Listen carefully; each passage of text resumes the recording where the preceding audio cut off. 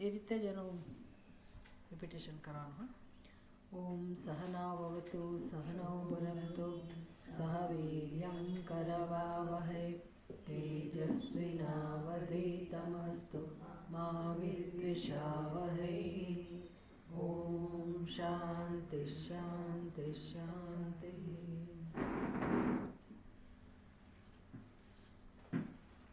ओम श्री कृष्णाय वासुदेवाय हरे परमात्मने प्रणतक्लेशनाशाय गोविन्दाय नमो नमः.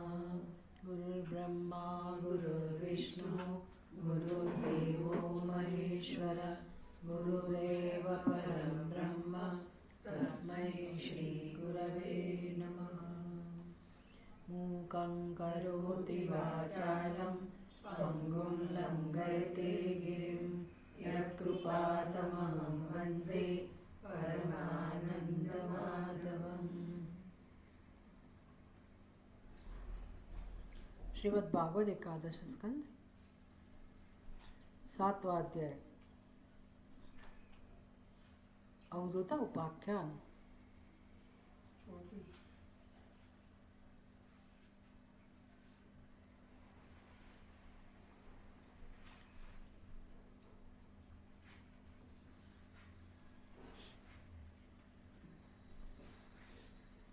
अवधूत अपने गुरुओं का वर्णन कर रहे हैं. अवधूत ने जो भी सीखा अपने जीवन में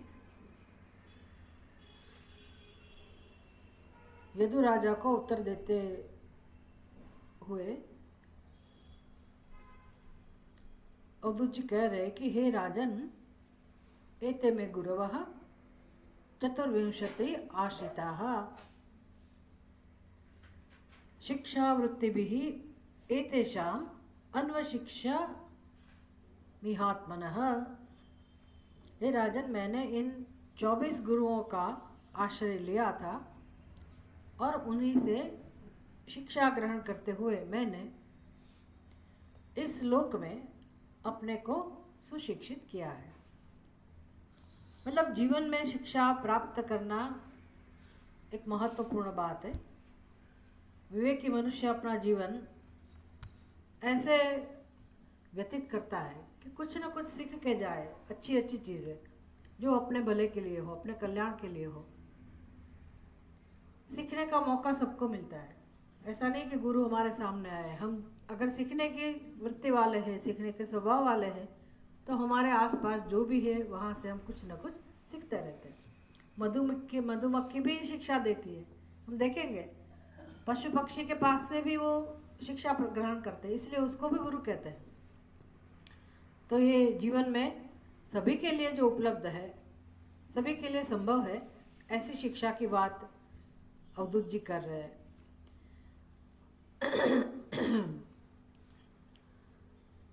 पृथ्वी, वायु, आकाश, जल, अग्नि, चंद्रमा, सूर्य, ये जगत के महत्वपूर्ण घटक. सूर्य, फिर पशु पक्षी, कबूतर, अजगर, पतंग, मधुमक्षिका, हाथी, फिर मनुष्य, मधुहारी, फिर समुद्र, पेड़ पौधे सब आ गए. पृथ्वी की बात करते हैं तो हरिण, मीन, पिंगला, वेश्या, कुरर पक्षी, बालक, कुमारी, बाण बनाने वाला, सर्प, उड़नाभी और भृंगी कीट. इतने ऐसे 24 गुरु की बात कर रहे हो. एक अवधूत जी कह रहे, हे राजन, मैंने इस 24 गुरुओं का आश्रय लिया था और उन्हीं से शिक्षा ग्रहण करते हुए मैंने इस लोक में अपने को सुशिक्षित किया है. तो सुशिक्षित होना वो एक आनंद की बात है, संतोष देने वाली बात है, अपने लिए गौरवपूर्ण बात है. मनुष्य ज़्यादा करके आसपास के लोगों के बीच में रह के, उनके संग में रह के वो ऐसी ही सामान्य बुद्धि वाला बना रहता है, कुछ नया कुछ नहीं करता है.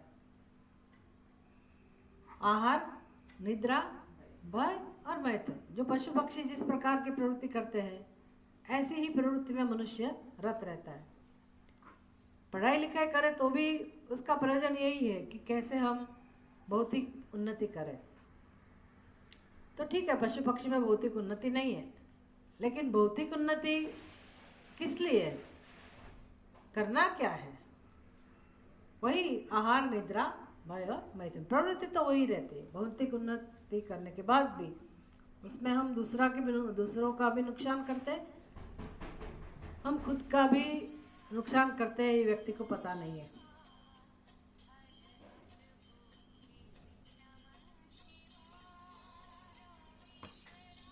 તમે છે ને આ બંધ કરીને આ મીટિંગ કરો ને તો બરાબર છે, નહીંતર લોકો તમને ડિસ્ટર્બ કર્યા કરશે. જતું રહો. કોણ છે આ? ઓફ કરી દેવાનું, ડીએનડી મોડ ઉપર કરીને પછી મીટિંગ ચાલુ કરવાની.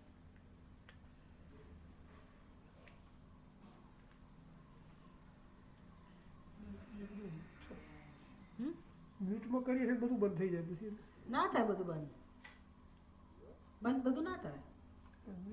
ઓલું તમારે ડીએનડી મોડ આવે ને એ કરી દેવાનું.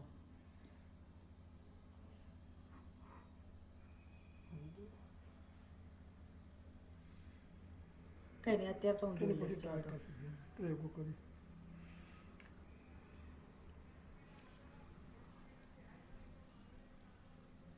मनुष्य के जीवन में कल हमने देखा सुभाषित में, विद्या विहीना मनुष्या निर्गंधा इव, जो पुष्प है निर्गंधा पुष्प, बिना सुगंध वाले पुष्प, उसके जैसे ये मनुष्य होते हैं. पैसा बहुत है, सब प्रकार की समृद्धि है, लेकिन अगर उसके अंदर विद्या नहीं है, विनय नहीं है, उसने कुछ अपना जिसको कहते हैं कि आध्यात्मिक उन्नति नहीं की है, मैच्योरिटी जीवन में नहीं लाया है, जो सीखे नहीं है, वो सीखने वाला व्यक्ति सामान्य वृत्ति वाला नहीं होता है, वो विशेष प्रकार का व्यक्ति होता है. भगवान ने सबके अंदर ये संभावना दी है. अगर हम चाहे तो जीवन में इतना अच्छी अच्छी चीज़ें सीख के हम अपने व्यक्तित्व को उठा सकते हैं, लेकिन हमारी बुद्धि केवल इसके अंदर ही लगी रहती है, कैसे पैसे कमाए, कैसे हमारा बस एक प्रतिष्ठा बनी रहे, हमारा वर्चस्व हो, अच्छा खाए पिए और हम बस जिए, भोग को भोग करें, विषयों का भोग करें, ऐश्वर्य का प्राप्त करें. ये संसारी बुद्धि वाले जो मनुष्य है, उसकी बुद्धि का विकास नहीं होता है.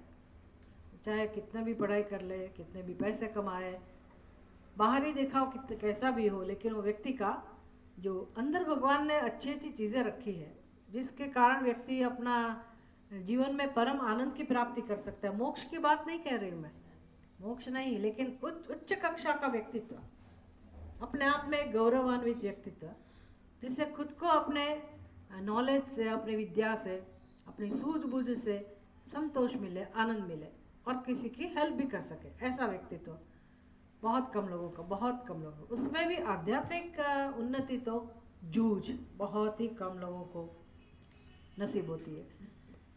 बुद्धि तो दी है सबको, सब कर सकते हैं, लेकिन बुद्धि का उपयोग वो नहीं कर पाते. तो ये अवधूत जी से हमें ये भी सीखने को मिलता है कि आध्यात्मिक उन्नति करनी है तो इंतज़ार करके बैठे नहीं रहना है कि हमारे जीवन में कोई गुरु आए और इतने बड़े महान गुरु आए तभी मैं ज्ञान प्राप्त करूंगा या करूंगी, ऐसी आवश्यकता नहीं है. हमारे आसपास जो भी है जड़ या चेतन, जो भी है, उसके व्यवहार से, उसके स्वभाव से हम कुछ न कुछ सीख सकते हैं और हम आगे बढ़ सकते हैं. ये ज्ञान की बात है. इसी से ही व्यक्ति मैच्योर बनता है. यतः यद अनुशिक्षामि यथावा नाहुपात्मज तत्तथा पुरुष व्याघ्र निबोध कथयामि ते. फिर उन्होंने उपदेश देना शुरू किया कि मैंने क्या क्या सीखा. मैंने सीखा मतलब आप भी सीख सकते हो, है ना. मैंने जिनसे सीखा, जिन से सीखा वो सभी गुरु अभी भी है, आज भी है, सबके लिए उपलब्ध है, तो सब कोई सीख सकता है.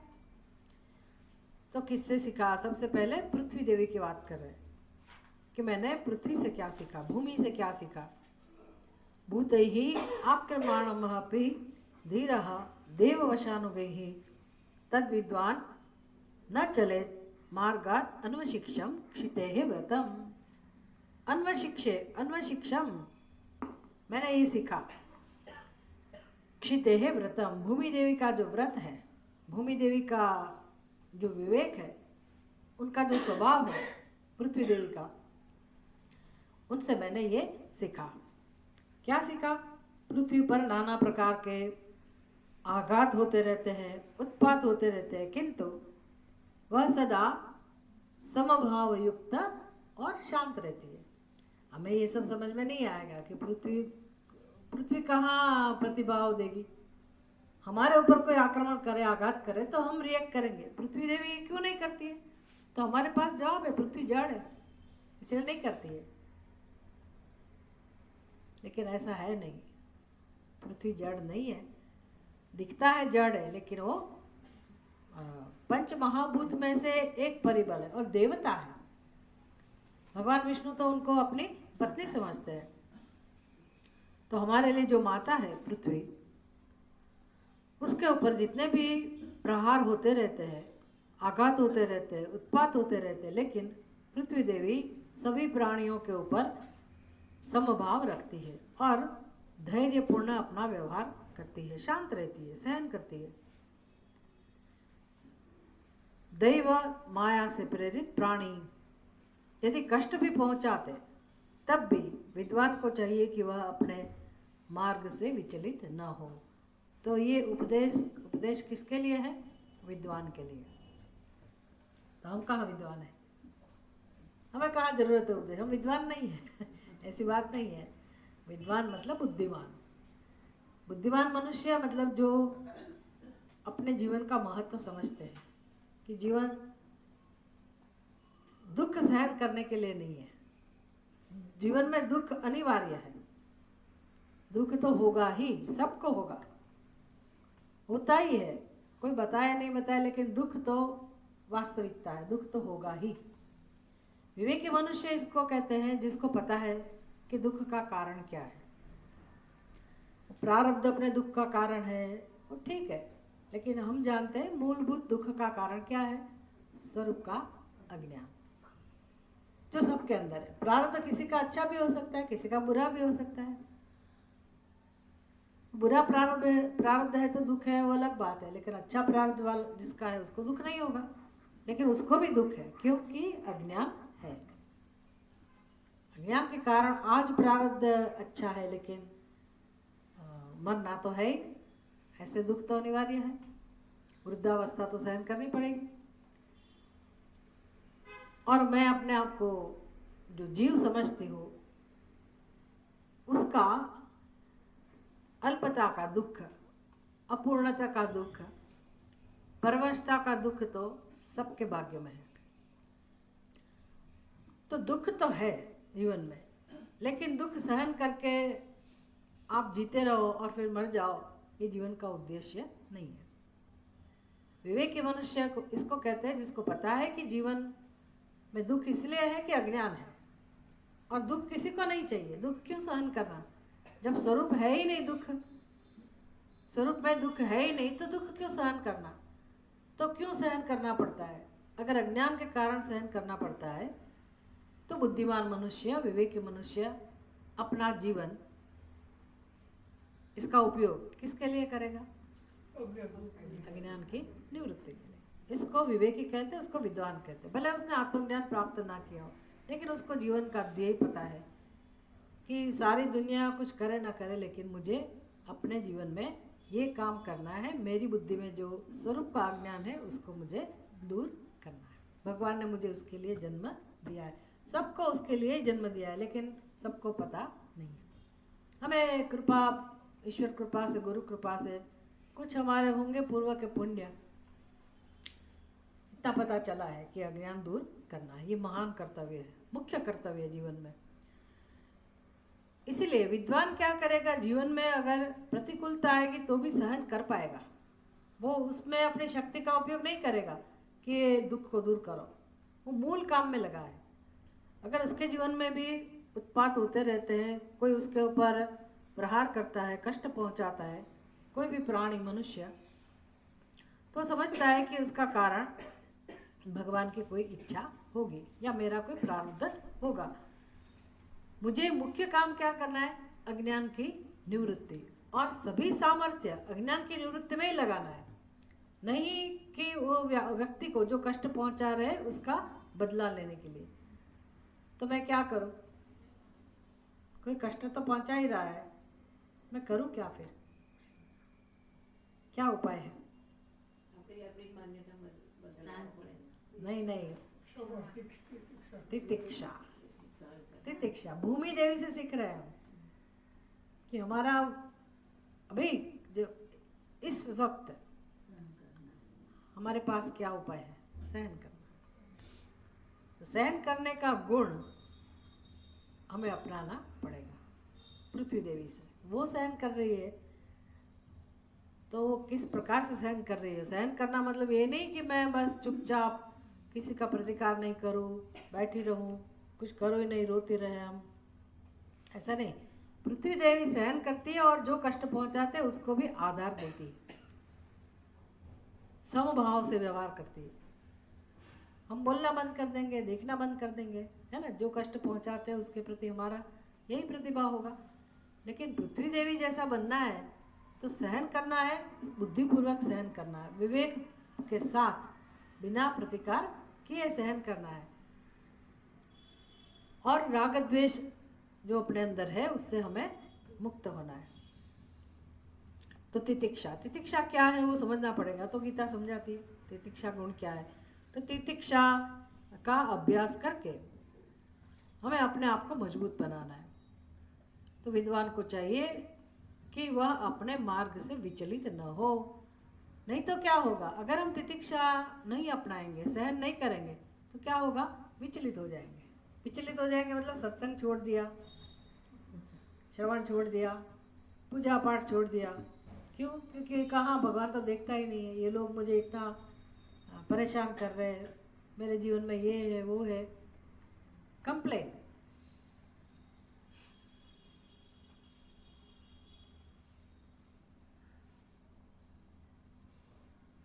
कंप्लेंट को हिंदी में क्या बोलते हैं? फरियाद तो गुजराती शब्द है।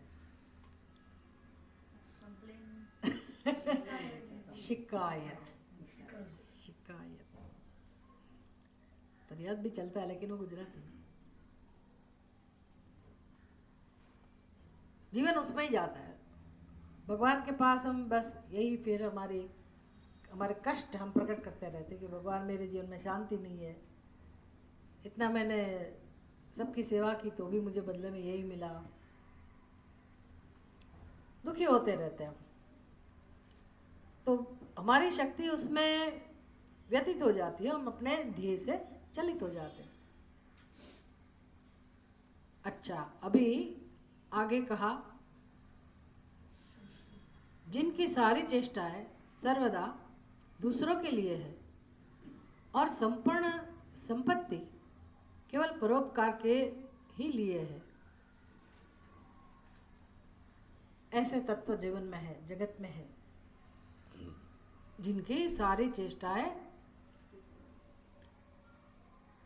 हमेशा दूसरों के कल्याण के लिए है, दूसरों के पर उपकार करने के लिए है। सारी संपत्ति केवल परोपकार के लिए ही है। तो ये किसकी बात चल रही है? भूमि देवी, भूमि की संपत्ति।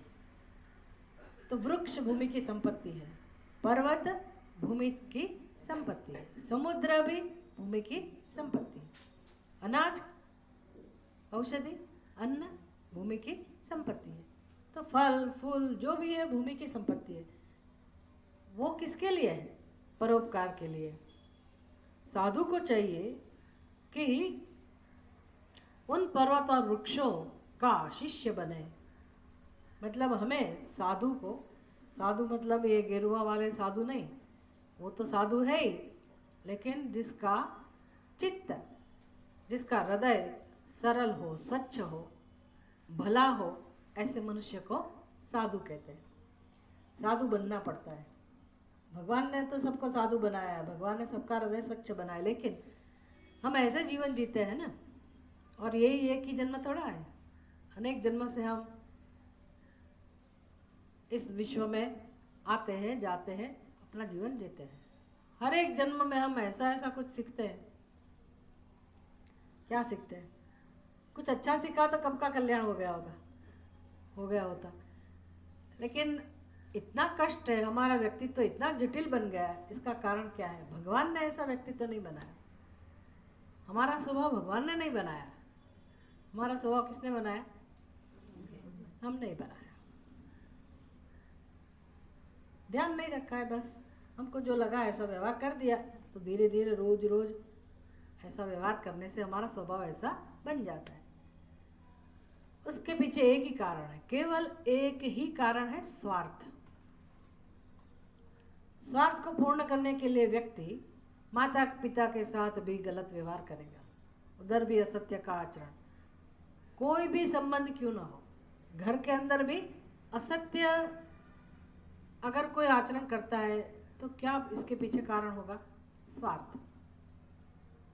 सबके हृदय में स्वार्थ होता है, और कैसे भी अपनी इच्छा की पूर्ति करो, धर्म के मार्ग से हुई तो ठीक है, नहीं तो अधर्म के मार्ग से।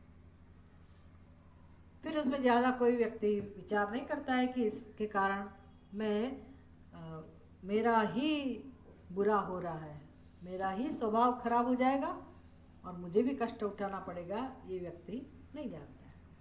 इसलिए जब पता चलता है, जिस जन्म में हमें ये समझने में आता है कि हमें भगवान की प्राप्ति करनी चाहिए, भगवत प्राप्ति करनी है, या तो शांति चाहिए, तो एक ही रास्ता ये जब समझ में आता है, तो सबसे बड़ा अवरोध कहाँ प्राप्त होता है? विश्व में, सोसाइटी में, कहाँ? कौन सा अवरोध? साधक को पता है सबसे बड़ा अवरोध कौन सा है?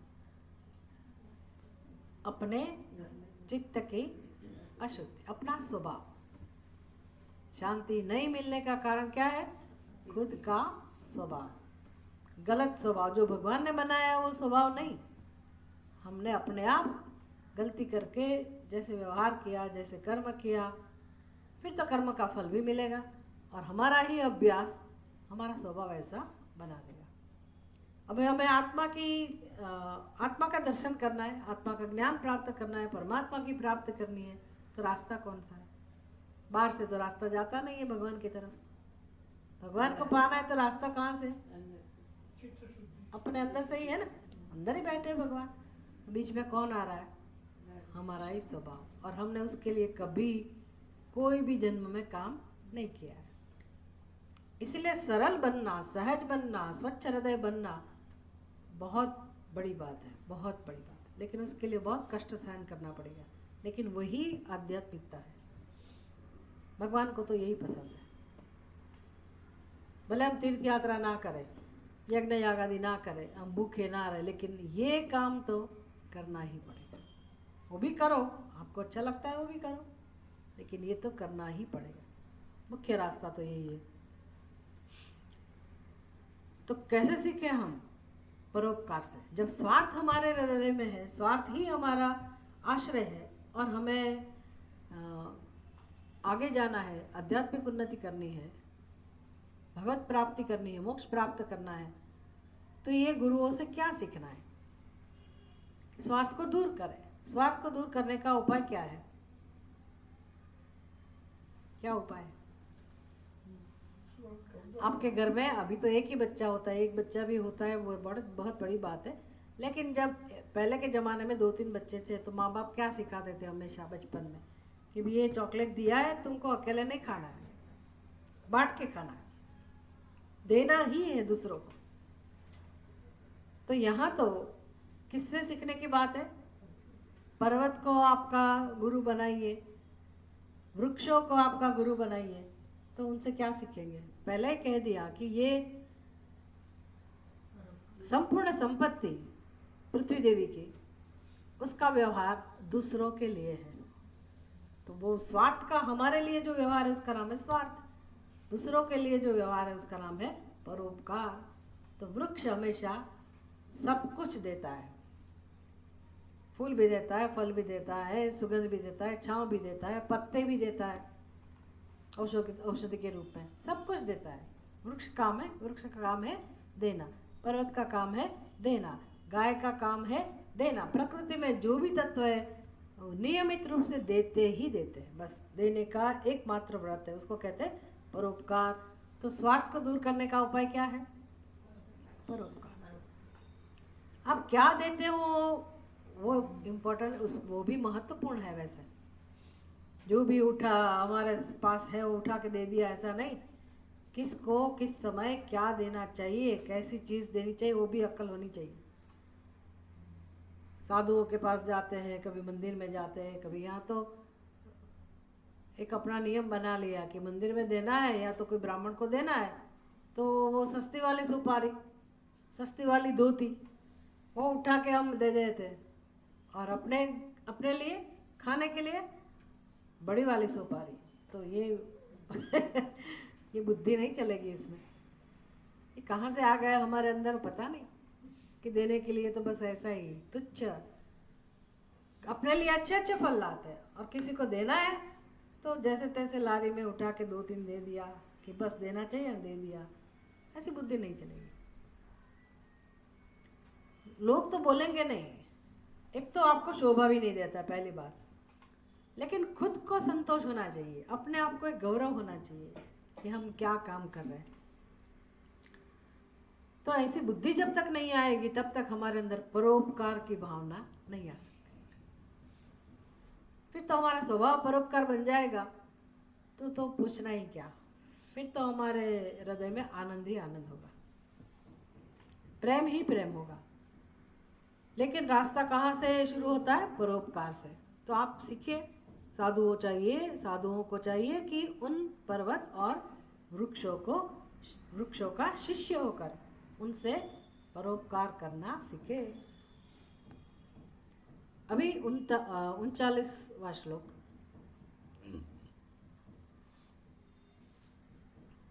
प्राणवृत्त्यैव सन्तुष्येत् मुनिर्नैवेन्द्रियप्रियैः ज्ञानं यथा न नश्येत नावकीर्येत वाङ्मनः विषयेष्वाविषयं योगी नानाधर्मेषु सर्वतः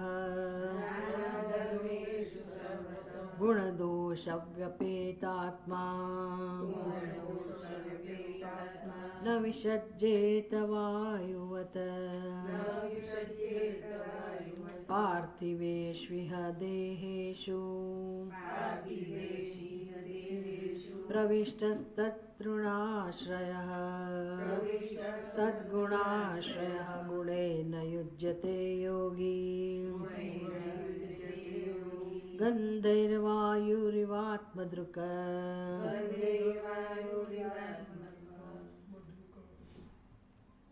आत्मदृक् गन्धैः वायुः इव आत्मदृक् प्राणवृत्त्या एव सन्तुष्येत् मुनिः न एव इन्द्रियप्रियैः ज्ञानं यथा न नश्येत न अवकीर्येत वाङ्मनः विषयेषु आविशन् योगी नानाधर्मेषु सर्वतः गुणदोषव्यपेतात्मा न विसज्जेत वायुवत् पार्थिवेषु इह देहेषु प्रविष्टः तद्गुणाश्रयः गुणैः न युज्यते योगी गन्धैः वायुः इव आत्मदृक्। तो कौन सा शब्द यहाँ बार बार आया तीनों श्लोक में? वायु। Very good. तो कौन गुरु है यहाँ? वायु। वैसे भी भूमि के बाद किसकी बारी है?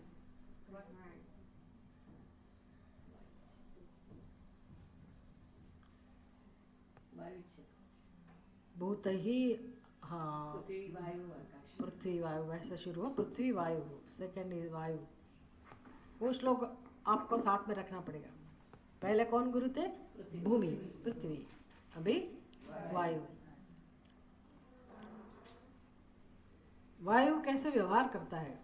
प्राणवृत्त्या एव संतुष्येत मुनि ही। मुनि के लिए ये उपदेश है। मुनि मतलब हम भी मुनि ही हैं, मननात् मुनि। मुनि मतलब बड़ी जटा वाला, या मुंडन किया हुआ, या एक ही वस्त्र वाला, इसको मुनि भले कहते हो, लेकिन मुनि का अर्थ क्या होता है? मननात्, जिसका स्वभाव मनन करना है उसको मुनि कहते हैं। मनन मतलब सूक्ष्म वस्तु का मनन, आत्म तत्व का मनन, भगवत स्वरूप का मनन करना, अपने व्यक्तित्व का मनन करना, आलोचन करना, उसमें जो दोष है उसको समझना और उसको दूर करना। ये काम करने के लिए अपने अंदर जितने भी दोष है, गुण दोष दोनों, उसका आलोचन करना, उसको सीखना, का निरीक्षण करना, और जो अनिच्छीय चीज़ें हैं अपने अंदर होगी ही, सबके अंदर है, तो अनावश्यक अनिच्छनीय दुख देने वाले जो भी गुण है, जो भी स्वभाव है, उसको धीरे धीरे दूर करना। उसको भी गुण ही बोलते हैं। गुण मतलब गुण, लाल पीला काला सबको गुण, उसमें कौन अच्छा है कौन बुरा अलग बात है। गुण दोष वो एक शब्द है, ठीक है, लेकिन अच्छे बुरे जो भी स्वभाव है सबको गुण कहते हैं। तो मेरे अंदर क्या क्या दोष है वो सब समझ के उसका निराकरण करना, ये एक ही कर्तव्य साधु का है। भले भले मनुष्य का एक ही कर्तव्य है, भक्त का एक ही कर्तव्य, अंदर इसके अपने अंदर जो भी दोष है उसको दूर करना। लेकिन कैसे दूर करेंगे? दूसरे लोग बताते तो हम कभी सुनते नहीं हैं, हमें अच्छा भी नहीं लगता है। दूसरे क्यों बताए, मैं ही अपने आप को समझूं, मेरे स्वभाव में जो भी दोष है उसको समझने के लिए मैं ही तैयार हो जाऊं, तो दूसरों को बताने की ज़रूरत नहीं पड़ेगी। लेकिन मैं ऐसा कब कर सकती हूँ? मेरे पास समय हो। समय चाहिए कि नहीं चाहिए? भागा दौड़ी में ये काम नहीं हो सकता है।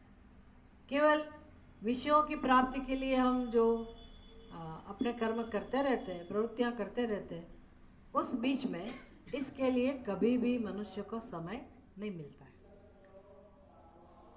तो अंतर्मुखता, एकांत, इसका महत्व समझ में आता है ना? क्यों है एकांत, किसके लिए है? अंतर्मुखता किसको कहते हैं? थोड़ा थोड़ा समय तो हम अपने लिए निकाले खुद के लिए, ये बहुत बड़ी साधना है, बहुत बड़ी साधना। माला फिरना, ध्यान में बैठना, लेकिन ये सब करने के पीछे भी प्रयोजन तो यही है कि हम अपने अंदर, अपने मन में झांक कर जो भी दोष है उसको देखें और उसका उपाय ढूंढे कि कैसे उसको दूर करें। भगवान एक ही शस्त्र देते हैं गीता में, एक ही साधन दिखाते हैं, असंग शस्त्रेण दृढ़ेन चित्वा, और अभ्यासेन तु कौन्तेय वैराग्येण च गृह्यते। अभ्यास रोज रोज ये करना है, कम से कम 1 घंटा हम उसके लिए निकालें। लेकिन वो 1 घंटा अपने पास बैठने के लिए बहुत सारी क्वालिटी हमारे अंदर चाहिए। वो व्यक्ति संसारी बुद्धि वाला होगा तो कभी नहीं कर पाएगा। कौन कर पाएगा? बहुत पहले उद्धव जी ने ये सब भगवान को समझा दिया कि भगवान सबको ही लोग ये संन्यास का अनुष्ठान नहीं कर सकते। क्यों नहीं कर सकते? कारण भी दिखाया था। उसके चित्त में किसका प्रभाव है? विषयों का। उसका चित्त उसमें लगा है, विषयों के प्रति, इसलिए वो बैठ के ये काम नहीं कर सकता। दूसरा क्या कारण बताया था? 2 कारण बताए थे। ये तो बहुत याद रखना है, सारी जिंदगी यही सीखना है, इसके लिए ही काम करना है। क्यों संसारी लोग त्याग का अनुष्ठान नहीं कर सकते? उद्धव जी ने कहा था भगवान को, एक तो विषयों का स्मरण करते रहते हैं, कामनाओं का स्मरण करते रहते हैं, और दूसरा परमात्मा में प्रीति नहीं है। नहीं, मैं तो भजन गाती हूँ, पूजा करती हूँ, यात्रा में जाते हैं, तो उससे माना नहीं जाता कि आपको भगवान में प्रीति है ना? उसका कोई भी कारण हो सकता है। भगवान में जिसको प्रीति है वो ये काम कर सकता है। 2 चीज़ होनी चाहिए, भगवान में प्रीति दूसरा संसार के प्रति वैराग्य। दो चीज, अभ्यास है न तो कौनते वैराग्य, यही एकमात्र साधन है आगे बढ़ने का। एक बार कर लिया उससे कुछ नहीं होगा। तो जैसे जैसे हम अपने पास में बैठेंगे, अपने में रुचि रखेंगे, अपने स्वभाव में, भले भले अपने स्वभाव में दोष हो लेकिन हमें अपने में रुचि होए, ये बहुत बड़ी बात है। हमें अपने आप से इतना तिरस्कार है कि हम कभी अकेले बैठते ही नहीं, इसलिए हम अकेले में बैठे, भले अपने अंदर जो भी अवगुण है उसको देखे, प्रेम से अपने आप को समझाए कि शांति अगर मुझे चाहिए तो ये सब दूर करना मेरा कर्तव्य है। तब जाके एक दिन हमारे अंदर सामर्थ्य आएगा, हम सम्मति देंगे कि हाँ चलो ये काम करें। लेकिन तब तो आप बहुत बड़े व्यक्ति बन गए इतना काम करने के लिए। भले दोष है लेकिन इतना समझ में आया कि मुझे ये काम करना है, इसका निश्चय हुआ, तो भी बहुत बड़ा काम हो गया। तो उसको योगी बोलते हैं, उसको मुनि बोलते हैं।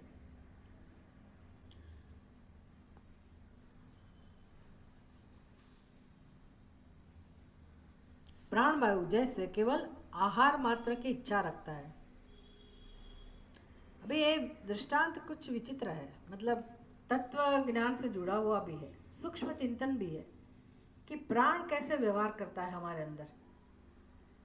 हम समझते हैं बस ये तो प्राण प्राण मतलब बाहर एक वायु है और हमारे अंदर प्राण है, अंदर गया बाहर आया।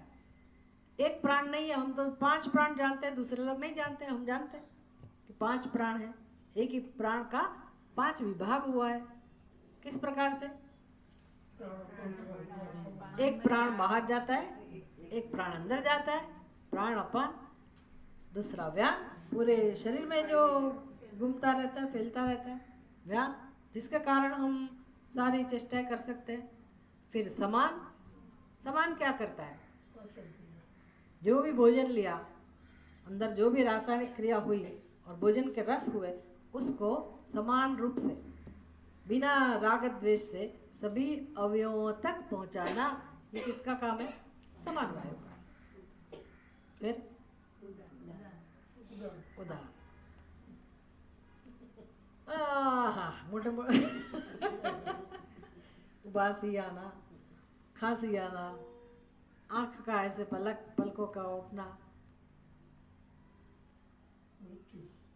और लास्ट में संक्रमण करना, ये सब काम किसका है? उदान वायु का। सबको बांट दिया है। इसमें से ये प्राण वायु की बात कर रहे हैं। ये बहुत अच्छा दृष्टांत है। प्राण वायु का काम कैसा है हमारे शरीर में? प्राण वायु क्या करता है? तो कहते हैं कि भूख लगने का कारण क्या है? भूख किसके कारण लगती है? प्राण के कारण। जिसके प्राण निस्तेज हो गए उसको भूख नहीं लगती, उसको खाते हैं तो हजम भी नहीं होता है। लेकिन प्राण जिसके बलिष्ठ है, कार्यशील है, उसको भूख लगती है। फिर भूख लगती है तो प्राण को किसका स्मरण होता है? भोजन का। भूख और प्यास दोनों समझ लेना है, भोजन और पानी। फिर प्राण को रूप का स्मरण होता है कि मुझे ये देखना है, वो देखना है। सुनने की इच्छा होती है प्राण को कि मुझे ये शब्द सुनना है, वो सब प्राण को ऐसी इच्छा नहीं होती है। प्राण को सूंघने की भी इच्छा नहीं होती, भले वायु के साथ ही जुड़ा है गंध, लेकिन प्राण की इच्छा क्या है? प्राण वायु जैसे केवल आहार मात्र की इच्छा रखता है। प्राण को क्या चाहिए? भोजन चाहिए, बस जल और भोजन, आहार मात्र की इच्छा रखता है। किसी प्रकार के रूप रस आदि की उसे आवश्यकता नहीं। अगर भूख लगी है तो आपको जो भी मिलेगा आप खा लेंगे, सही में अगर भूख लगी है तो। फिर आप नखरेबाजी नहीं करेंगे कि नहीं मुझे तो ये अच्छा नहीं लगता, वो अच्छा नहीं लगता। थोड़ी देर करेंगे, लेकिन जब तक वो प्राण प्रदीप्त नहीं हुआ, एक बार जोरों की भूख लगी हो तो सामने जो भी है हम खा लेंगे। इसका स्वाद क्या है वो भी नहीं देखेंगे। इसलिए कहते हैं रस आदि की आवश्यकता नहीं होती। प्राण को रस की आवश्यकता नहीं है, प्राण को क्या चाहिए? भोजन, बस उसका खुराक यही है। खुराक ही उसका खुराक है, भोजन ही उसका खुराक है। ये सीखना है ना वायु से, ये भी सीखने वाली बात है कि प्राण वायु को आहार मात्र ही चाहिए, आहार मात्र की इच्छा रखता है, किसी प्रकार के रूप रस आदि की आवश्यकता नहीं होती। उसी प्रकार योगी को चाहिए कि जिसमें ज्ञान नष्ट न हो और मन वाणी भी विकृत न हो, ऐसे आहार से ही संतुष्ट रहे। मतलब प्राण का भोजन जो है वही योगी का भोजन है। योगी तो वही खाएगा ना, प्राण का भोजन है मतलब योगी का वही भोजन है। तो प्राण के साथ हमें रह के काम करना है। प्राण की आवश्यकता क्या है? भोजन। हमारी आवश्यकता भोजन नहीं है, हमारी आवश्यकता क्या है? हाँ, भूख प्राण की आवश्यकता, प्राण का धर्म है भूख। प्राण है इसलिए हमको भी भूख लगती है, लेकिन हमारी आवश्यकता भूख नहीं है। हमें स्वाद युक्त भोजन चाहिए, स्वादिष्ट भोजन चाहिए। कहीं से भी कैसे भी ऐसा तैसा हम नहीं चला लेते। सीखना क्या है? योगी के लिए उपदेश है कि योगी को चाहिए कि जिसमें ज्ञान नष्ट हो। कैसा भोजन लेना चाहिए जिससे ज्ञान नष्ट न हो? ज्ञान नष्ट होता है ऐसा भोजन होता है क्या? कोई भोजन ऐसा होगा कि जिससे ज्ञान नष्ट हो जाता है? बहुत सारी कथाएं हैं। अच्छे अच्छे बुद्धिमान व्यक्ति, इतने बड़े बड़े विद्वान, जब ग्रंथ लिख के जाते हैं तो ग्रंथ की मान्यता के लिए गुरुओं के पास जाना पड़ता है या ऋषि मुनियों के पास। वो जब तक वो सैंक्शन नहीं करते, परमिशन नहीं देते, तब तक वो ग्रंथ स्वीकार्य नहीं होता है। तो बेचारा विद्वान ऐसे गया, मैं तो नाम तो मुझे नहीं पता है कौन से कौन विद्वान थे, लेकिन इतना बढ़िया ग्रंथ था उसका। तो सभा में गए तो उसका ग्रंथ का स्वीकार नहीं किया गया। फिर अपने गुरु के पास गए। गुरु ने कहा कि भाई तुम थोड़े दिन के लिए ये क्या बोलते वो भोजन, कोई सब्जी है जिसमें तमस ज़्यादा है और बैंगन वगैरह और दही, वो तुम खाओ इतने दिन तक, फिर दूसरा ग्रंथ लिखो, तब ये ग्रंथ स्वीकार्य होगा। मतलब तुम्हारी बुद्धि इतनी सूक्ष्म है और ये इतने उच्च कक्षा का ग्रंथ है कि यहाँ जो सभा में लोग हैं वो तुम्हारे ग्रंथ को समझ नहीं पाएंगे। तो तुम्हारी बुद्धि को तुम थोड़ा स्थूल बनाओ। तो बुद्धि स्थूल किससे होती है? तामसिक भोजन से। ऐसा भोजन करो तो बुद्धि तामसिक हो जाती है। ऐसा भोजन भी है, इसलिए ये लोग लहसुन प्याज से दूर रहते हैं। भले हेल्थ के लिए जो भी अच्छे हो, लेकिन बुद्धि के लिए वो योग्य नहीं होगा। सात्विक भोजन है तो हमारी बुद्धि स्वस्थ रहती है। तो योगी को चाहिए कि ऐसा भोजन ना करें। और इतना सारा खा लिया भैया, जितना बढ़िया भोजन था, पेट भर के 2 पेट करके खा लिया, तो भी योगी काम नहीं कर पाएगा। नींद आएगी, भोजन के बाद वैसे भी नींद आती है, सत्संग में तो आती ही है सबको, लेकिन खा पी के अगर सत्संग करो तो गए काम से। हम भी भोजन के बाद अगर सत्संग शुरू करेंगे तो कुछ नहीं बोल पाएंगे, बुद्धि काम नहीं करती उस वक्त। तो योगी का जीवन कैसे होना चाहिए? हित और मित आहार। हित में हो, जो सात्विक आहार हो, जो अपने बल बुद्धि बनाए रखे, इस प्रकार के आहार से उसको संतुष्ट रहना है। ज्ञान नष्ट न हो, जिसमें ज्ञान नष्ट न हो और मन वाणी भी विकृत ना हो। मन और वाणी भी विकृत ना हो। और मन विकृत होता है, इसका मतलब ये हुआ भोजन से मन भी विकृत होता है। वाणी विकृत होती है कि नहीं? वाणी भी विकृत हो जाएगी, क्योंकि उद्वेग जब मन में उठेगा तो वाणी में भी प्रकट होगा। तो जैसा आहार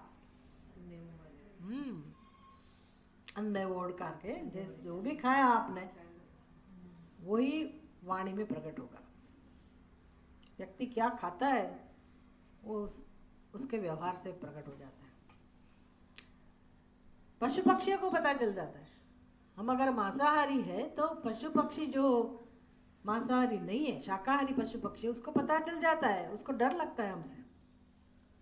भले हम उसको मारे नहीं, लेकिन फिर भी मांसाहारी व्यक्ति के वाइब्रेशन वो पकड़ लेते हैं, उसको भय लगता है। तो तामसिक आहार या ऐसा मांसाहार वो सब योगी को नहीं करना चाहिए। मतलब जिससे अपना मन उद्विग्न न हो, वाणी विकृत न हो, इस प्रकार का, और वो भी हित और मित आहार से ही संतुष्ट रहना। ये किससे सीखना है? वायु से, प्राण से। मतलब वही प्राण से, प्राण से। प्राण एक ही काम करता है, उसको भोजन चाहिए बस। तो योगी को भी कैसे व्यवहार करना है? जिससे उसको नुकसान ना पहुंचे उसी प्रकार का भोजन। हमारा आप देखते हैं ना जगत में क्या चल रहा है। जगत में मतलब हमारे आसपास, हमारे घर में, हमारे अंदर भी क्या चलता है। आज ये खाने की इच्छा हो, ये बनाओ, वो बनाओ। तो हम एक दिन भी बिना स्वादिष्ट भोजन किए बिना नहीं रह सकते। हमें भोजन वही चाहिए जो हमें पसंद हो, और वही अभ्यास करते रहते हैं, हम वही खाते रहते हैं। मैं तो देखती हूँ कितना अभी वैद्यराज आके समझाए, चाहे कोई भी समझाए, लेकिन हम अपनी आदत से मजबूर होते हैं। इतना सूक्ष्म विज्ञान है आयुर्वेद का। एक वैद्य तो रोज मुझे कुछ ना कुछ भेजते रहते हैं कि देखिए ये कैंसर किससे होता है, इस प्रकार का जो रोग है शरीर में क्यों होता है, इसका कारण ये है, इस प्रकार की सब्जी खाने से, ये कठोर खाने से, इससे प्रोटीन बढ़ता है, यहाँ डिहाइड्रेशन हो जाता है, यहाँ फिर वो हजम नहीं होता है, फिर उसमें विकृति उत्पन्न होती है, ये सड़ते हैं, अन्न सड़ता है जो भोजन किया हुआ, डाइजेस्ट नहीं होता है, इसके परिणाम से वो विकृति को प्राप्त होता है, फिर वही रोग के रूप में प्रकट होता है। तो आप क्यों ऐसे भोजन डालते हो शरीर में? लेकिन चलता ही रहता है। आज ये बनाए, आज वो बनाए, ये टेस्ट है, वो टेस्ट है, नहीं नहीं नहीं, इससे तो कुछ नहीं होगा, थोड़ा तो लेना। रोज रोज मैं देखती हूँ सबके जीवन में यही चलता है। चलो वो जो भी चलता है, लेकिन योगी को तो ये सीखना चाहिए, जब भी सीखे लेकिन सीखना चाहिए कि स्वादिष्ट भोजन, हाँ ऐसा नहीं कह रहे कि आप स्वादिष्ट भोजन नहीं करो, भोजन तो स्वादिष्ट ही होना चाहिए, लेकिन हमारा जो स्वाद है कल्टीवेट किया हुआ कि हम तो तीखा ही बहुत चाहिए, खट्टा ही बहुत चाहिए, तो ये खाए वो खाए, जो विरुद्ध आहार है वो भी खाते रहते हैं, वो सब योगी के लिए बहुत महत्वपूर्ण है।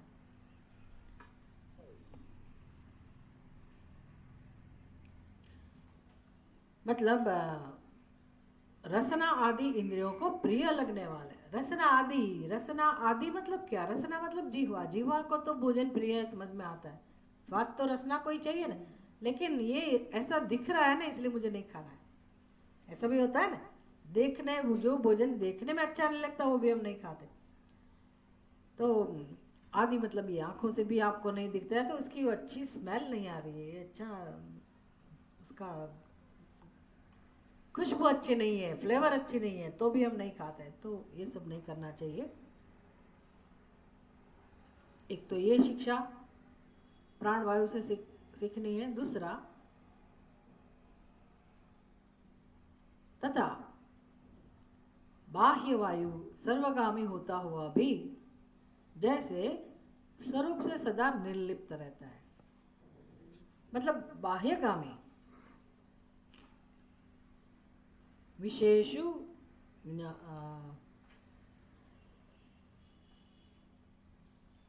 गुण दोष विपेतात्मा न विसर्जित वायुवत।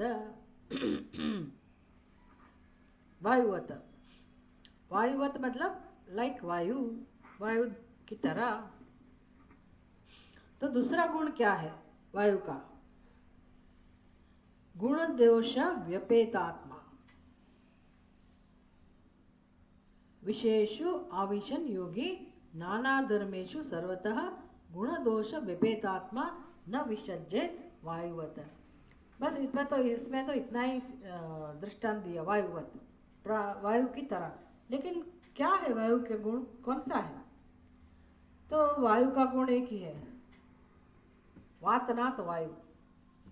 वातनात वायु मतलब जो बहता रहता है, फैलता रहता है, उसका नाम है वायु। वायु कभी स्थिर नहीं रहता है। और कहाँ जाता है, कहाँ नहीं जाता है? सब जगह जाता है। अच्छी जगह पे भी जाता है, सुगंध वाली जगह पे भी जाएगा, दुर्गंध युक्त स्थल पे भी वो जाएगा, सभी जगह वो जाएगा। फिर क्या लेकर आता है, किससे जुड़ता है? सुगंध वाला बन जाता है या दुर्गंध वाला? किसी से भी वो जुड़ता नहीं है। तो योगी को सीखना है वायु से, गुण दोष व्यपेत आत्मा, मतलब ऐसा बनकर। कैसा? गुण दोष व्यपेत, गुण और दोष से ऊपर उठकर। हमें भी वायु जैसा बनना है। नाना धर्मेशु, क्योंकि जगत में जो भी पदार्थ है वो भी भिन्न भिन्न स्वभाव वाले हैं। विषयेषु आविशन, हम विषयों का जो उपयोग करते हैं, विषयों का उपयोग करते हैं मतलब शब्द, स्पर्श, रूप, रस और गंध। विषयेषु आविशन मतलब विषयों में प्रवेश करना। हम भी विषयों में प्रवेश करते हैं। जैसे अभी आप विषयों में प्रवेश कर रहे हैं। कौन सा विषय है आपका? क्या काम हो रहा है अभी? श्रवण। तो क्या विषय है? शब्द। शब्द विषय है। किससे उसका अनुभव कर रहे हैं? कर्णेंद्रिय से। वो कर्णेंद्रिय मतलब कर्ण अपने आप विषयों को, शब्दों को सुनता है। आप सुन रहे हैं ना, मतलब आपने प्रवेश किया विषयों में कि हम शब्द सुन रहे हैं, श्रवण का कर्म हो रहा है। तो वो तो रोज होता ही है ना, सुबह से शाम तक ये तो काम चलता ही रहता है। तो जब आप सुनते हैं, फिर जब बोलते हैं तो भी विषयों में प्रवेश किया है। शब्द, स्पर्श, रूप, रस और गंध, ये 5 व्यवहार, 5 विषयों में हमारी प्रवृत्ति बनी रहती है, 5 ज्ञानेंद्रियों के माध्यम से। उसके पीछे मन बुद्धि भी तो है ही। लेकिन हम क्या करते हैं, सब में जुड़ जाते हैं, जुड़े हुए ही है। या आज मैं जाके ये बोलूँगी, इसको ये कहना है, इसको आमंत्रण देना है। आज जाके हम उनको आमंत्रण देंगे कि हमारे यहाँ बच्चे की शादी है तो आप आइए। एक व्यवहार हुआ। किसी को मिलने के लिए गए तो कुछ कहा हमने या तो उन्होंने कुछ कहा। फिर जो कहा, हमने जो कहा, उसने जो कहा, वो सब हमारे अंदर हम भर के उसका संग लेके फिर वापस घर आते हैं। ये व्यवहार हुआ हमारा कि देखा उस दिन हम गए थे उसके घर, उसने कहा हमारे साथ क्या व्यवहार किया, उसने हमें क्या सुनाया, अच्छा कुछ कहा तो हाँ हम बहुत खुश हो गए, और हमारा अपमान हुआ तो हम भूल नहीं पाएंगे। उसने मेरे साथ ये व्यवहार किया, मैंने उसके साथ ये व्यवहार किया। तो यही चलता रहता है। इसलिए मतलब कहने का मतलब ये है, जो भी व्यवहार करते हैं उसके अंदर से हम अच्छा और बुरा, गुण और दोष, राग और द्वेष सबको अंदर लाते हैं। उसका संग हमें हो जाता है, हम जुड़ जाते हैं। ऐसा ही है ना। दुख किसका है जीवन में? दुख किसका है? कभी आप ऑस्ट्रेलिया जाके किसी को मिल कर आए और उसने ये कहा वो कहा, ये कोई शिकायत नहीं है, उसका दुख नहीं है। बाहर के लोगों, दूर दूर के लोगों के साथ जो व्यवहार किया, उसका जो परिणाम है वो हमें इतनी उसकी चिंता नहीं रहती है, वो इतना प्रभाव हमारे ऊपर नहीं डालता है। लेकिन हम किससे दुखी होते हैं? जहां हम पहले से ही जुड़े हुए, मैं और मेरा। तो जो भी व्यवहार हुआ उसमें राग और द्वेष ये हमारे चित्त में आ गए, और राग द्वेष के माध्यम से हम उन लोगों का चिंतन करते ही रहते हैं। वही, ये इतना ही संसार है और कुछ नहीं। जीवन में यही होता रहता है। ये व्यक्ति बहुत अच्छी है और ये व्यक्ति बहुत बुरी है। फिर उसमें से प्रवृत्ति होगी, किसको किसको मिलना है, किसको मिलने को मन करेगा, जिसके प्रति राग है। जिसके प्रति द्वेष है उसको भी मिलने को मन करेगा, लेकिन थप्पड़ लगाने के लिए, झगड़ा करने के लिए। तो इसका मतलब है हम संग युक्त हो गए। तो वायु से क्या सीखना है? व्यवहार नहीं करना है, ये सीखना है। व्यवहार तो करना है, लेकिन ये जो राग द्वेष के माध्यम से हम फंस गए हैं, जुड़ गए हैं सबके साथ, उसका ही चिंतन मन में चलता रहता है ना, तो भगवान का चिंतन नहीं कर पाते, सत्य का चिंतन नहीं कर पाते। जो सीखना है वो हम सीख नहीं सकते। बस इतना ही संसार का स्वरूप है। भगवान कभी ऐसा नहीं कहते कि भी आप अच्छा नहीं खाओ, अपने मौज शौक पूर्ण नहीं करो, ये नहीं करो। भगवान कभी ऐसा नहीं कहते हैं। लेकिन तकलीफ कहाँ है, मुश्किलें कहाँ है, दुख का कारण क्या है? ये जुड़ना, संग। और उसका माध्यम क्या है? राग और द्वेष। किसमें है राग द्वेष? अपने मन में, अपने चित्त में। तो अशांति कहाँ है? मन में। लेकिन मन के पीछे वो आत्मा भी है जिसका स्वरूप शांति है, जिसका स्वरूप प्रेम है। उसका लाभ हमें नहीं मिलता है। समझ में आता है ना? हम किस में प्रवृत्त हैं? यही प्रवृत्ति में जो हमें अशांति देती है। ये छोड़ने के लिए हम तैयार नहीं है। तो शास्त्र इतना ही कहता है, जब तक आप नहीं समझेंगे शांति आपके पास है, फिर भी आपको उसका लाभ नहीं होगा। तो उपाय क्या है? क्या लगता है, क्या उपाय है? मिलेगी शांति? कहीं से भी मिलेगी? भगवान की कृपा कहीं से होगी और शांति मिलेगी, ऐसा होगा? नहीं हो सकता। ऐसे भगवान कुछ नहीं कर सकते बेचारे। भगवान भी असहाय हो जाते हैं। आप सोचते रहते भगवान करेंगे, भगवान करेंगे, कभी तो करेंगे, कभी तो मुझे समझेंगे। मूर्खता है। भगवान तो सब समझते हैं, इसलिए तो मनुष्य का जन्म दिया है कि आप सीखो ये और शांति पाओ जीवन में। मृत्यु के बाद शांति प्राप्त करने की बात नहीं है। वो तो कोई किसी ने भी प्राप्त नहीं की, कोई कर भी नहीं सकता।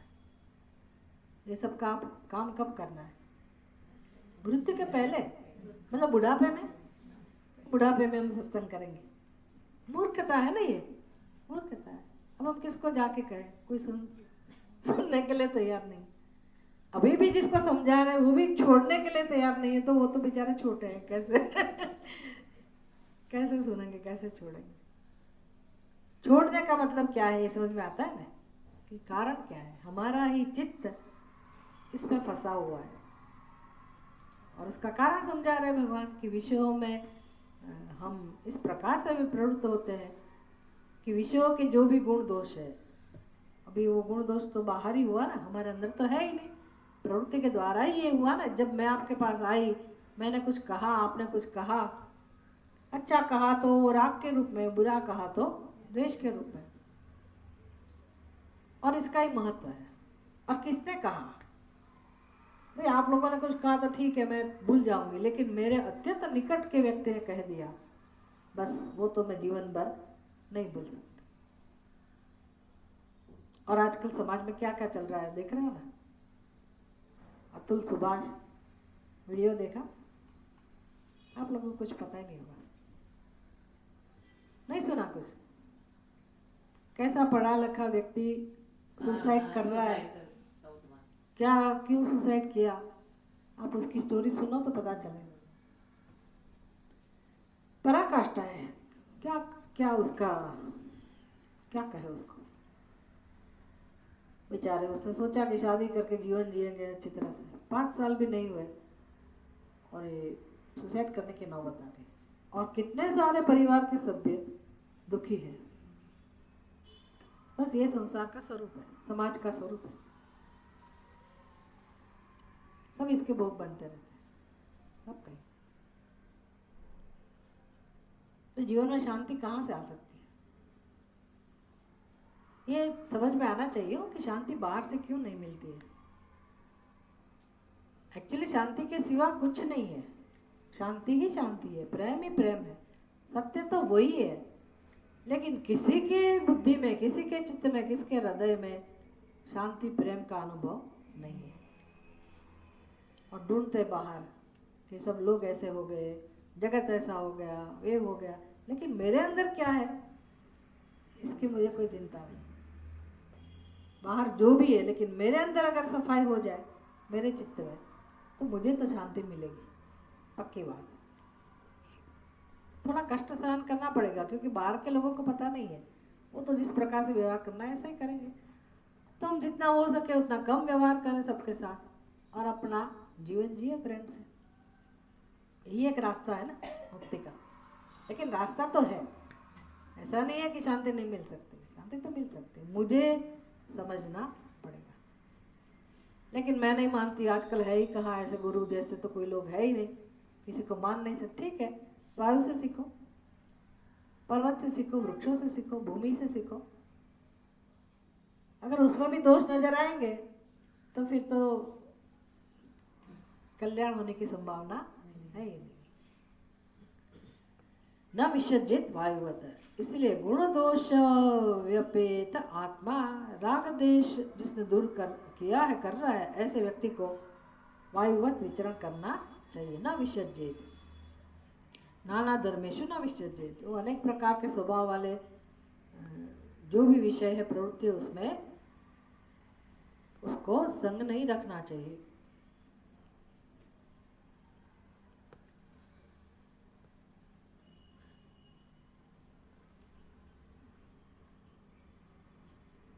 ग्रहण करता हुआ भी, ग्रहण तो करना ही पड़ेगा ना, शरीर है तब तक, जब तक हमारी उपाधि है शरीर है तब तक व्यवहार करना ही पड़ेगा, भोजन आदि प्रवृत्ति करनी ही पड़ेगी, वो तो छोड़ नहीं सकते। लोगों के साथ, कम लोगों के साथ, लेकिन व्यवहार तो करना पड़ेगा। तो भले करो, भगवान कह रहे हैं, अवधूत जी कह रहे हैं कि ऐसे व्यवहार करता हुआ भी योगी उनके गुण दोष से मुक्त रह के, कोई व्यक्ति के अंदर गुण है तो भले नमस्कार, किसी के अंदर दोष है तो भी क्या नमस्कार। ऐसे इस प्रकार से आत्मज्ञानी पुरुष उनमें आसक्त न हो, उससे लिप्त न हो, गुण दोष से मुक्त रहकर उनमें लिप्त न हो। अच्छा, अभी लास्ट उसमें तीसरा श्लोक था, कौन सा? 41, 41वां। पार्थिवेषु इह देहेषु प्रविष्टः तद्गुणाश्रयः गुणैः न युज्यते, योगी गन्धैः वायुः इव आत्मदृक्। पार्थिवेषु इह देहेषु प्रविष्टः मतलब हमारा शरीर, पार्थिव, पृथा मतलब पृथ्वी, पृथ्वी में से उत्पन्न हुआ उसको कहते हैं पार्थिव। पार्थिव लिंग ऐसा भी कहते हैं ना, पार्थिव मिट्टी में से बना हुआ, तो हमारा शरीर जिसको कहते हैं पार्थिव, उपाधि शरीर।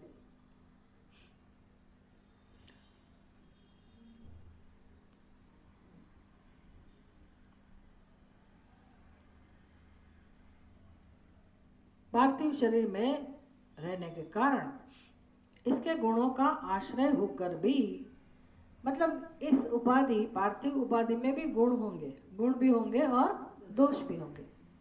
इस शरीर का रंग क्या है, इसका रूप कैसा है, आकार कैसा है, ये सभी गुण हुए पार्थिव शरीर के।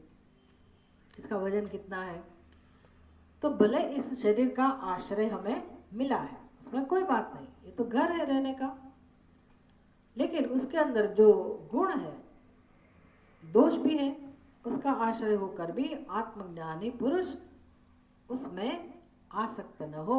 अभी हमारी स्थिति क्या है, ज्ञानी पुरुष वो भी इस ऐसे ही शरीर में रहते हैं, उनका भी पार्थिव शरीर है, और अज्ञानी व्यक्ति उसका भी शरीर यही है, पार्थिव शरीर में ही वो भी रहते हैं, लेकिन हम आसक्त हैं, शरीर के गुण दोष में हम आ सकते हैं। किस प्रकार से,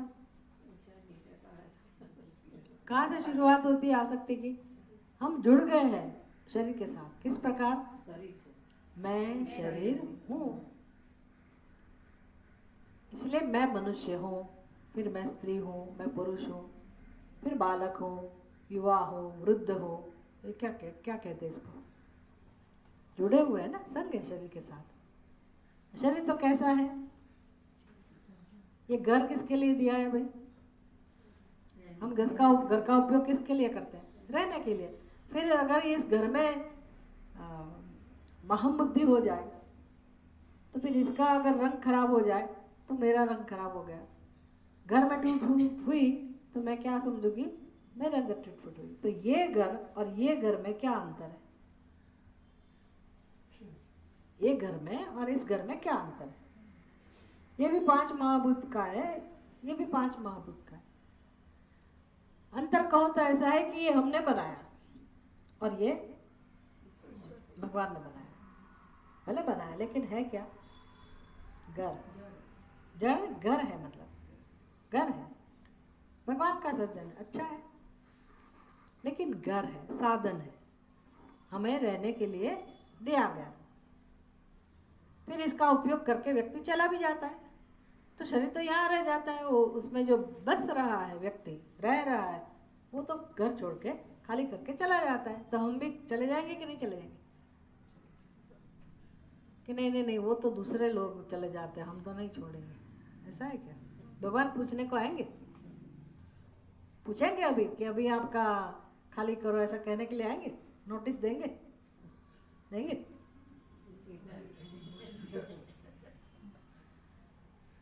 पता भी नहीं चलेगा और हम ये घर छोड़ के चले जाएंगे। तो मतलब ये कि वेट करने की जरूरत नहीं कि जब मेरी बारी आएगी तभी मैं समझूंगी कि ये घर है।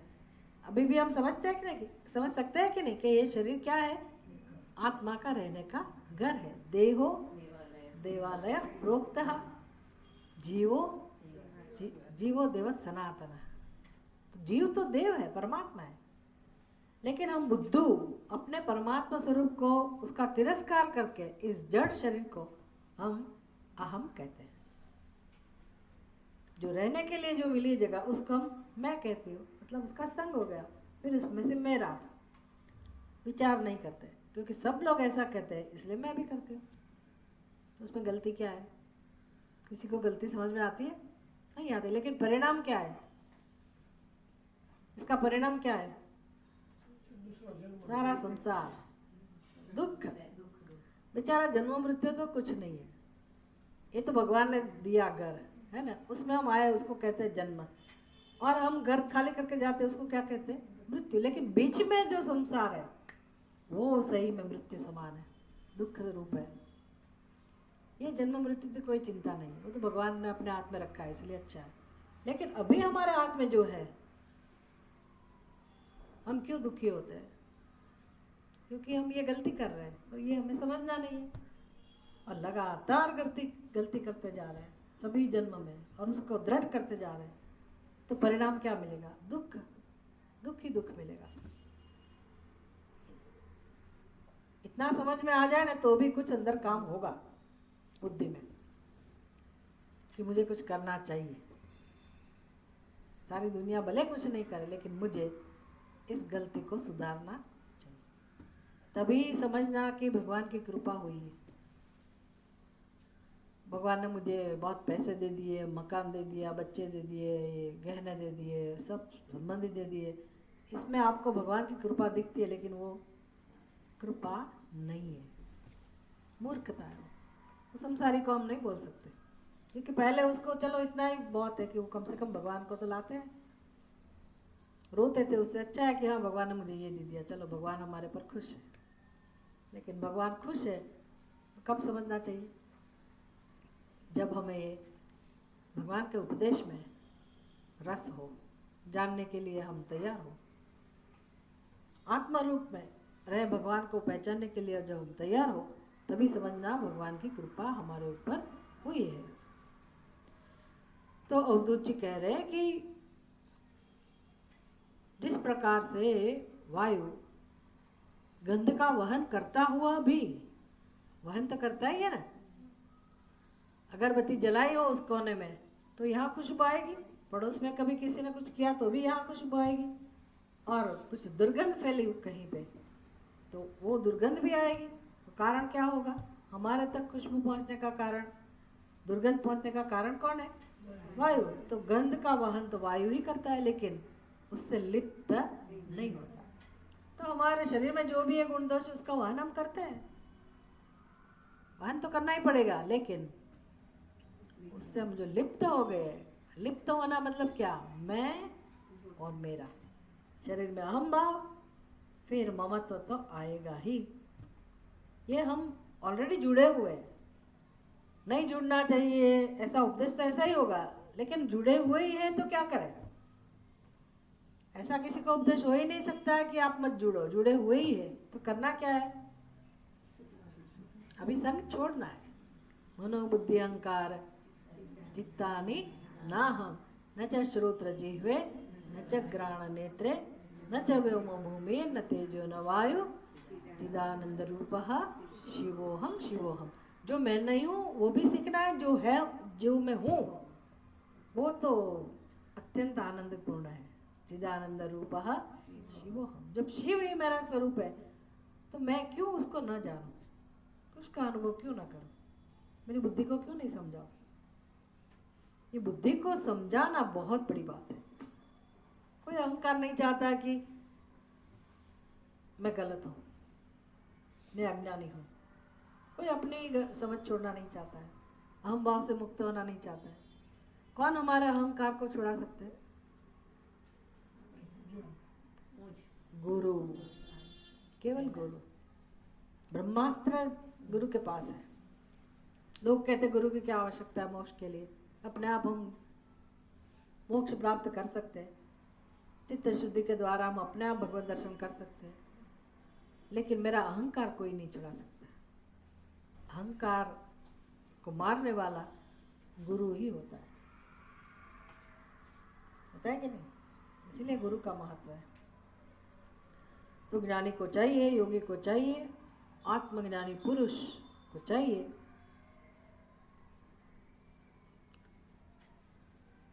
कि पार्थिव शरीर में रहने के कारण इसके गुणों का आश्रय होकर भी उसमें आसक्त न हो।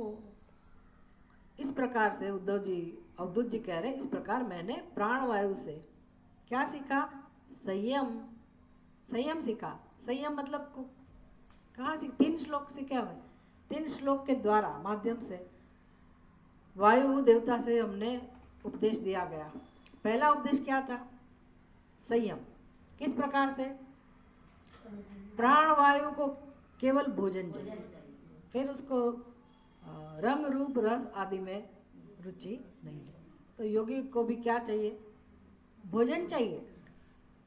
ऐसा नहीं कहते कि आप भूखे रहो, भोजन करो, लेकिन इस प्रकार से भोजन करो कि बुद्धि में जो भी विवेक है, सात्विक गुण है, अपना सात्विक व्यक्तित्व है, वो नष्ट न हो। मन के अंदर जो सरलता है, सहजता है, शांति है, वो डिस्टर्ब ना हो। उद्वेग वाला भोजन, उद्वेग उत्पन्न करा ऐसा भोजन ना करो, वाणी विकृत हो ऐसा भोजन ना करो। तो इसको कहते हैं संयम। संयम आदत तो है ही, लेकिन धीरे धीरे हम उसमें संयम लाए। एक तो ये बात, दूसरी असंगता, आसक्ति नहीं। जो वायु बाहर से, सब जगह वायु तो घूमता रहता है और अच्छी बुरी जो भी गंध है उसको वहन करता है, लेकिन किसी से लिपटता नहीं है, लिप्त नहीं होता है। इसी प्रकार से हम समाज में, संसार में भले विचरण करें, व्यवहार करें, लेकिन इस शरीर में रहते हुए भी इसके अंदर जो भी गुण दोष है उससे लिप्त ना हो। और अहम और मम भाव, खास तो हमारा अटैचमेंट का है, अहम और मम, उससे हम धीरे धीरे ऊपर उठे और असंगता की शिक्षा हम प्राप्त करें।